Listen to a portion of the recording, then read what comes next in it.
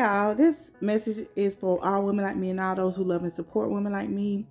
I got a random story time to tell you guys today. It's kind of like two background stories rolled up in one. To kind of get to the same point. Well, it's two different points. This is about relationships today, okay? So, I have been kind of like struggling. I won't say struggling, but it's been a concern of mine lately about someone that I used to be involved with, and like how I'm still kind of feeling like regret in how I moved with them, and also the remnants of the discipline that God had to bestow upon me. I want blessings bestowed upon me, not discipline. So when I tell you this is not a lesson that I need to try to go through again so that I can learn, I done learned it. No more discipline, Father. It's over. I don't need no more. But so before I can get to that, I want to talk to you guys about some stuff that I learned through my experience with my father about marriage, and like some things that was kind of like on my mind after I got divorced. I shared with you guys that I've been divorced for over a year, but yeah, some things that I was just like, okay, the word say this, God. Like I had to go back to the Lord about in clarity, like receive some clarity about some things, making sure that my life is looking right now the way that the Lord wants it to look and approves of it. And if it wasn't, I was going to, do my best to make whatever changes were necessary for that. Because at this point, who opinion matter? Nobody, baby, except for him. So that's where I'm at with it. So I want to be sure that I'm in alignment. Like that's what it was. Like my lessons that I had to learn were purely based on the fact that I wasn't in alignment. And it was based on my ignorance, because it was like I didn't know I had to be in alignment. I didn't know I had to be in alignment. Now that might sound silly, but no, honestly, like a lot of us live our lives in a way where it's just like, if I'm doing certain things that I think that make God happy, like that's all I need to do and I'll be okay. Like God is okay with me. And as long as he's not mad and, sending lightning bolts down on me, then everything's fine. Like I can manage. Like, but that's not being in alignment. The perks about being in alignment with God is that you know that he's not going to throw lightning bolts down on you. Like that's the perk. But I mean, he's not going to. I'm being dramatic, but you know what I mean. Like you're not going to have to feel ramifications of you doing the things that are displeasing to God if you're in alignment. Like that is a perk of being in alignment. The other perk is you don't have to repeat lesson cycles and keep breaking your own heart about stuff when things go wrong, when things fall apart. And like, so my story is just like about all that. So I'm going to just start by talking about how I felt after I got divorced. I was just so unsure, because I know what the Bible says about how God feels about a divorce. So I was in a mindset when divorce was looming. So I am not the one who wanted to divorce. I did, but I didn't. Okay. So I put it this way. I absolutely wanted to divorce. I absolutely wanted to, but I wasn't going to pull the trigger yet. I was still in the mindset of, I felt like this was God's blessing at the time. And I was in the mindset of, if God blessed me with this, I prayed over our marriage. I prayed for our marriage. Then who am I to be like, no, who am I not to try my best, right? Who am I not to do everything that I could do, that at the end of the day, if this thing fell apart anyway, I could still say that I gave it all my best shot. I gave it my all. So that's where I was in a headspace of, so I wasn't ready to ask for a divorce yet. But things had gotten so bad between me and my former husband. And when I say things got bad, like there wasn't like outward abuse, like anything like that. There wasn't like, at the time I didn't know about anything as far as infidelity, like, so those weren't issues. But the big issue was there wasn't any love and affection. There was none. Like at the point, like it didn't even seem like there was friendship. So we had been together for 8 years, and it was like we were roommates that didn't even really care to be in each other's presence. And I think genuinely he didn't want to be in my presence. But for me, the only reason I didn't want to be in his presence was because of the energy he brought along with himself when he was in my presence. It's like he didn't want to be there. So why would I want to be there? But I was still somebody who needed affection. I was still somebody who needed to be cared for. And I didn't get into a marriage to not have affection and care. So I'm not looking outside of my marriage for it. I'm still looking for it to come from the person I was married to. And that person was not providing that for me. So I was ready to go. Like, but again, it was very conflicting. I wanted to make sure I wasn't just being hasty and just being like, okay, I'm out. So I was waiting. But during this wait, things had gotten, like the energy had gotten so thick between us. So like, he was ready. He was ready to go. And he was ready to go, and he went. So now the situation is, okay, he's ready to call it quits. And even still, I'm conflicted. Again, I know what the words say about divorce. I know that I prayed for my marriage. I know that I prayed over my marriage. I know that I felt like I wanted to make sure that God didn't want me to still be there. So I'm praying, talking to God, like I'm talking to God, but I'm not truly listening, because there were other factors I mentioned previously. Like, even though I had my own, I wasn't the one that was dominantly contributing to this household. Like, so like there were other factors. I had a child who, she was, as far as our unit, again, it was 8 years of her life. She not that old. So almost her whole life.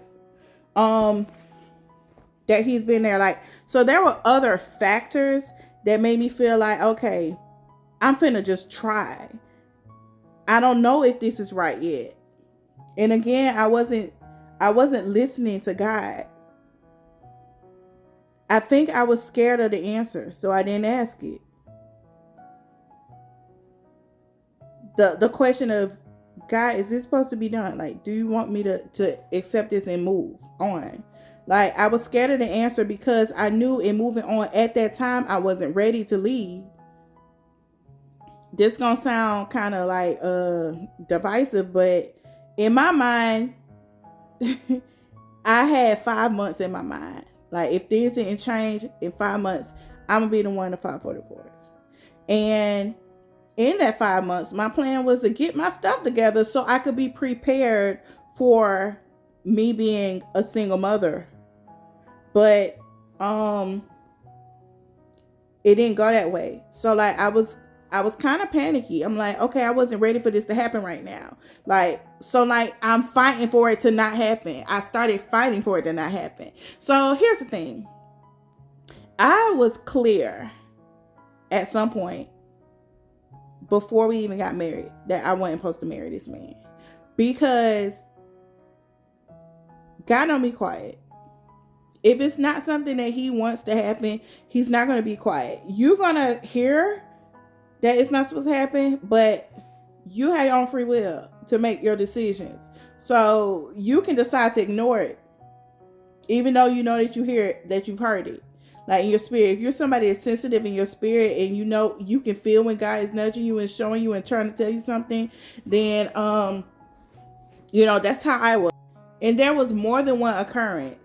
I don't want to say especially regarding my spirituality or religion, like, but there was more than one occurrence specifically regarding that, where it was just like, okay, girl, like, you know that y'all not aligned in this for real. Like, as far as y'all spiritual health as a unit, you gonna be carrying this, and it will almost feel like he was uninterested in it, where for me it was a daily, not just daily thing, but multiple times a day thing for me. Like, it was part of my life. I'm meditating, I'm praying, I fill my ear gates with worship, praise and worship music regularly. I seek God. I talk to God, like, regularly. Not just daily, but regularly throughout the day. Where to him, like, and it's visible. Like, you can walk in on me meditating. You can walk in the kitchen with me blasting my music and praising God. Like, where I, like,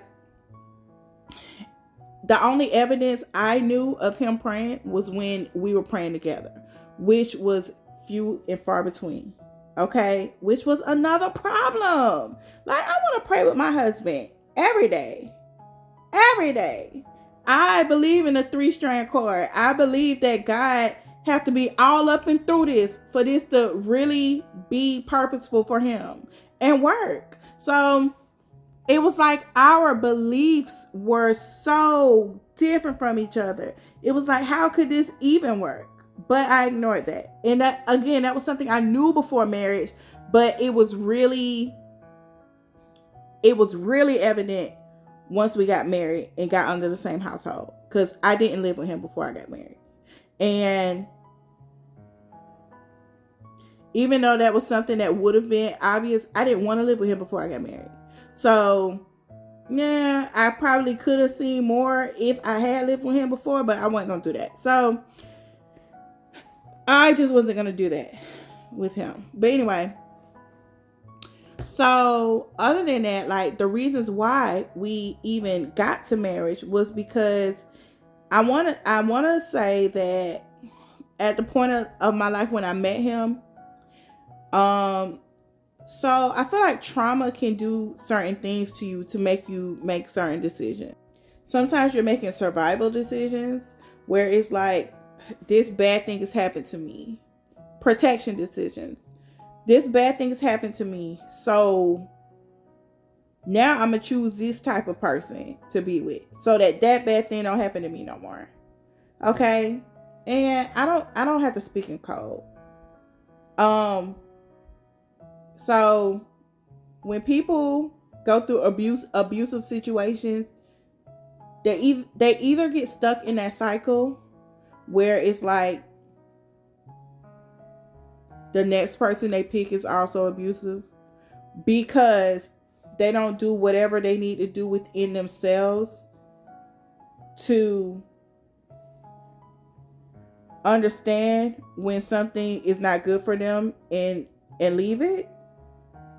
I'm not saying that the person who takes on the abuse welcomes abusers. I'm not saying that. If the person they're with starts showing and deciding to be abusive, it's that person's responsibility to end what they have with them. It's their responsibility to protect themselves.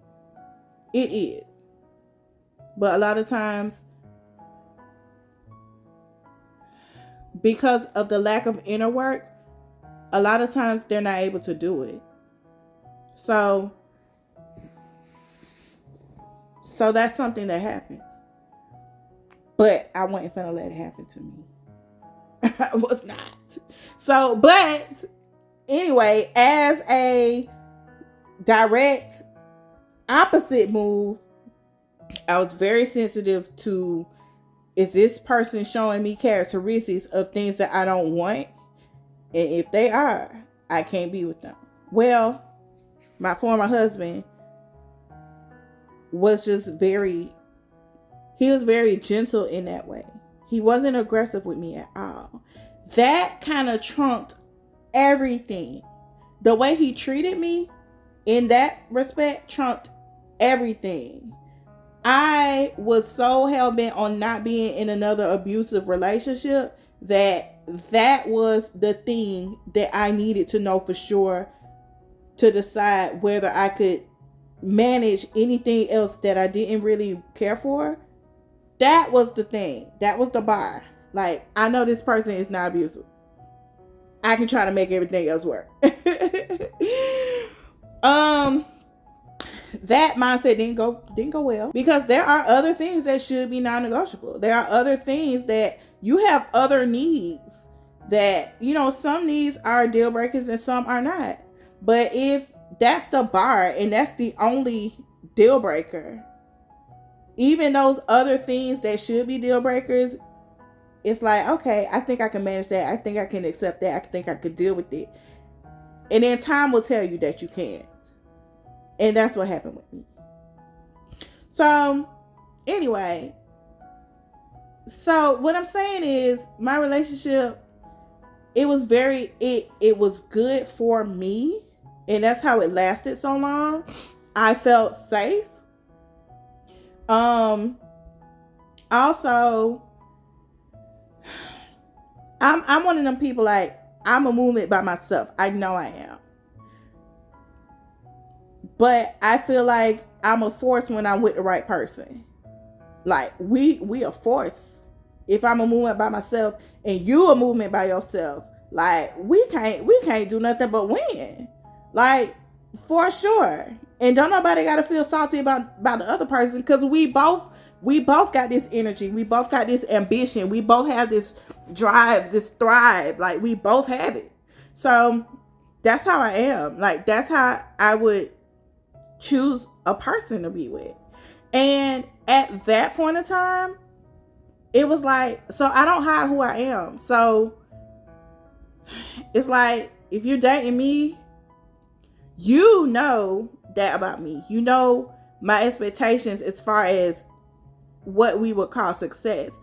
My ambition, like, you know these things. And if you're going to be with me, you have to accept that. But you know, my expectation of you is like, you know, I expect for us to both be a movement so that we can be a force.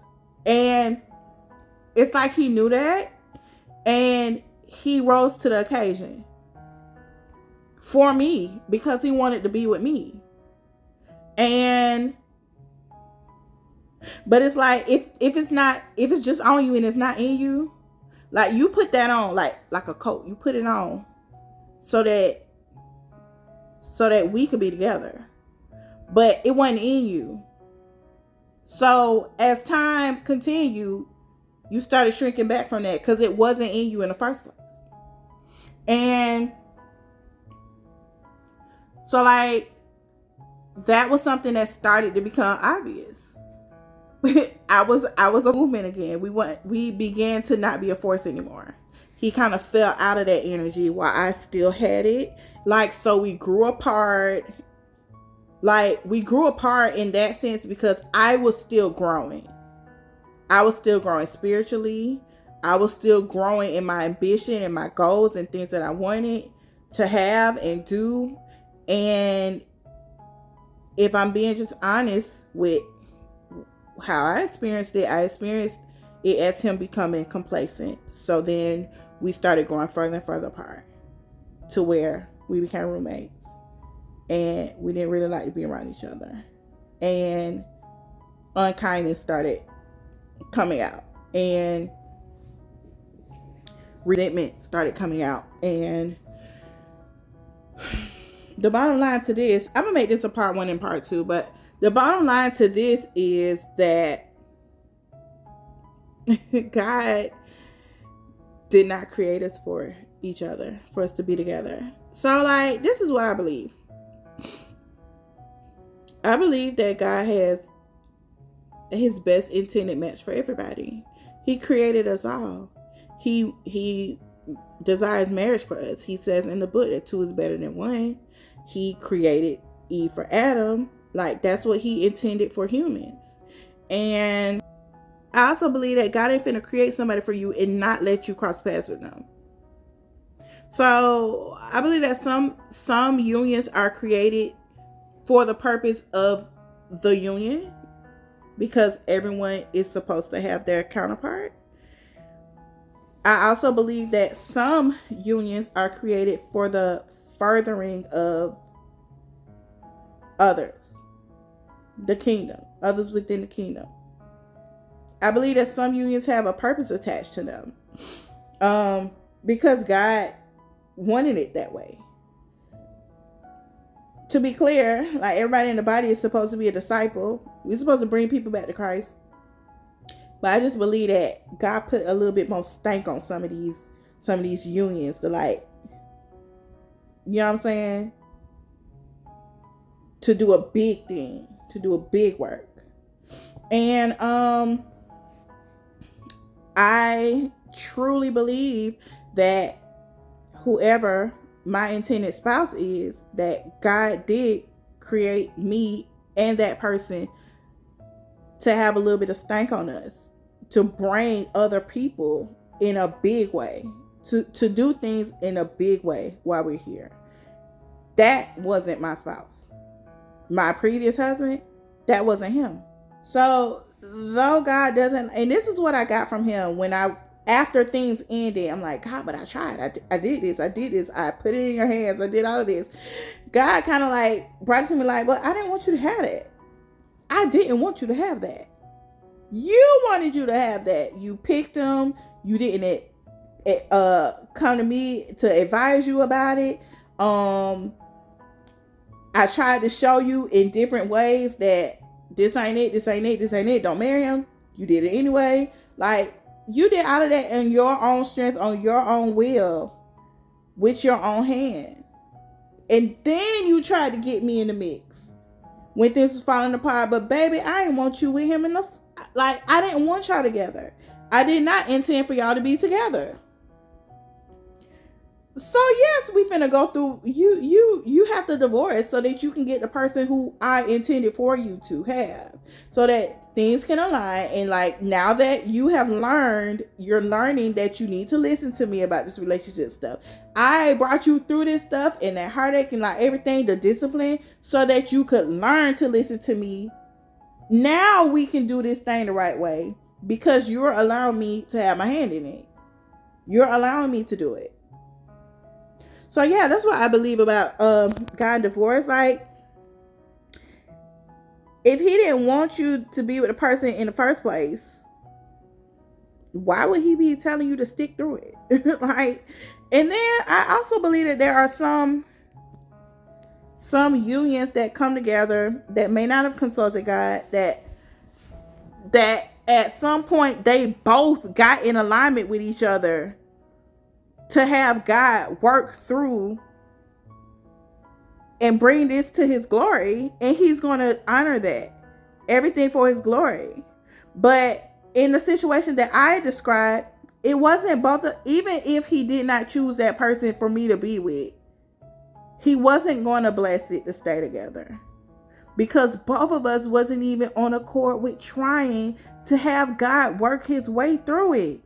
And sometimes, yeah, God breaks stuff down. Like, y'all did this with y'all own hand and it's messy and this is not what I wanted. We finna break this down. But if y'all both come to me, I'll build it back up.